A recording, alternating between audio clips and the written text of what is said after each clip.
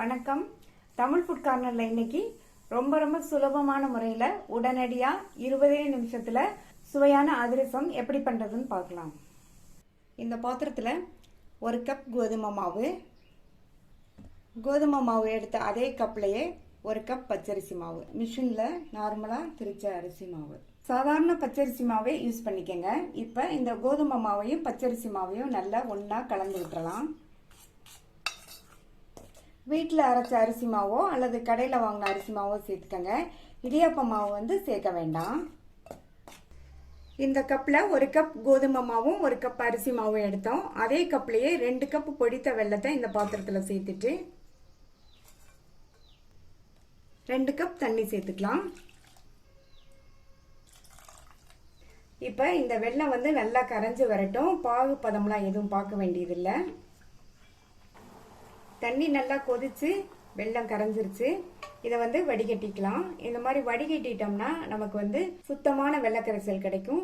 தூசி மண் எதுவும் இல்லாம. வடிகட்டின வெள்ளக்கரைசலை இந்த பாத்திரத்துல சேர்த்துட்டு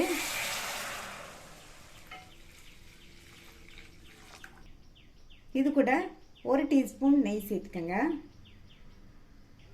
2 பிஞ்ச் உப்பும் சேர்த்துட்டு நல்லா கலந்து கொடுத்துடலாம். இந்த வெள்ளக்கரைசல் நல்லா கொதிச்சு வரட்டும்.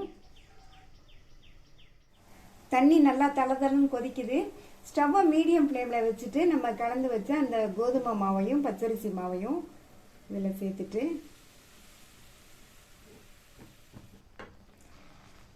இந்த மாவை கட்டிப்படாம கிண்டிக்கணும்.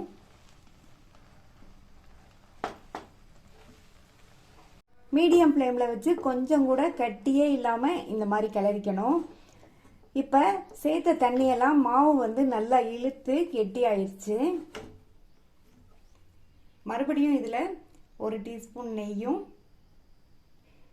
1/2 டீஸ்பூன் ஏலக்காய் பவுடரும் சேர்த்துட்டு எல்லாம் ஒன்றா மிக்ஸ் ஆகிற மாதிரி கலந்து விட்டுறலாம். இப்போ நெய்யும் ஏலக்காய் பவுடரும் சேர்த்து நல்லா கலந்து விட்டாச்சு. இப்போ ஸ்டவ் ஆஃப் பண்ணிட்டு இதை வேற ஒரு பாத்திரத்துக்கு மாத்திட்டு கை பொறுக்கிற சூடு வர வரைக்கும் ஆற விட்டுறலாம்.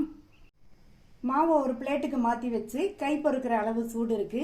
கையில் லைட்டாக நெய் அப்ளை பண்ணிட்டு இதை நல்லா மறுபடியும் பிசைஞ்சுக்கலாம்.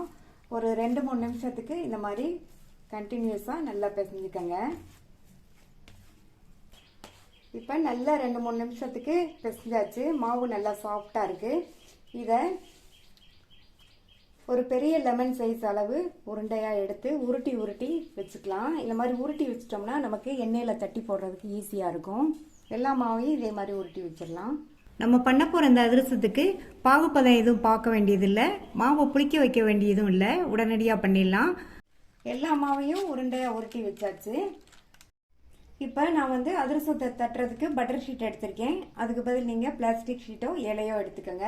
இதில் லைட்டாக எண்ணெயை அப்ளை பண்ணிவிட்டு கையிலையும் லைட்டாக எண்ணெயோ நெய்யோ நீங்கள் தொட்டுக்கோங்க. ரெடி பண்ணி வச்ச ஒரு உருண்டையிலேருந்து எடுத்து இதை ரவுண்டாக தட்டிக்கலாம்.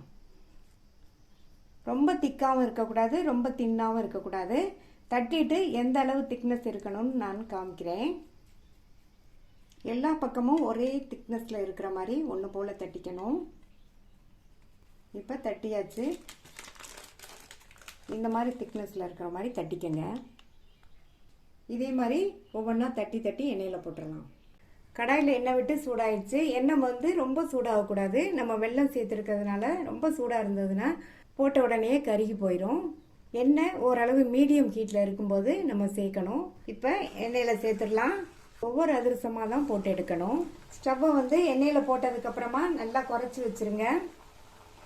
ஒரு சைடு 1 நிமிஷத்துக்குள்ளேயே வேகமாக வெந்துடும் வெல்லம் சேர்த்துருக்கிறதுனால. நல்லா உப்பி வருது பாருங்க. இந்த ஸ்டேஜில் திருப்பி போட்டுடலாம். மெதுவாக இந்த மாதிரி திருப்பி போடுங்க. அந்த சைடும் வெந்ததுக்கப்புறமா எடுத்துடலாம். திருப்பி போட்டதுக்கப்புறமே அந்த சைடும் வேகமாக வெந்துடும். இப்போ எடுத்துடலாம். இந்த மாதிரி ஒரு தோசை பரட்டி வச்சு அதை எடுத்துட்டு கண்கரண்டியோ அல்லது இந்த மாதிரி ஒரு கரண்டியோ வச்சு நல்லா இந்த மாதிரி லைட்டாக ப்ரெஸ் பண்ணி விட்டுட்டோம்னா அதில் உள்ள எண்ணெயெல்லாம் வெளியில் வந்துடும். இப்போ நம்மளுடைய சூப்பரான சாஃப்டான உடனடியாக பண்ணக்கூடிய அதிரசம் ரெடி ஆயிடுச்சு. மீதி உள்ளதையும் போட்டு எடுத்துடலாம். பிகினர்ஸ் கூட ரொம்ப ஈஸியாக செஞ்சிடலாம். நீங்களும் ஒரு தடவை இந்த அதிரசத்தை ட்ரை பண்ணி பாருங்கள். ட்ரை பண்ணி பார்த்துட்டு உங்கள் கமெண்ட்ஸை சொல்லுங்கள். தேங்க்யூ.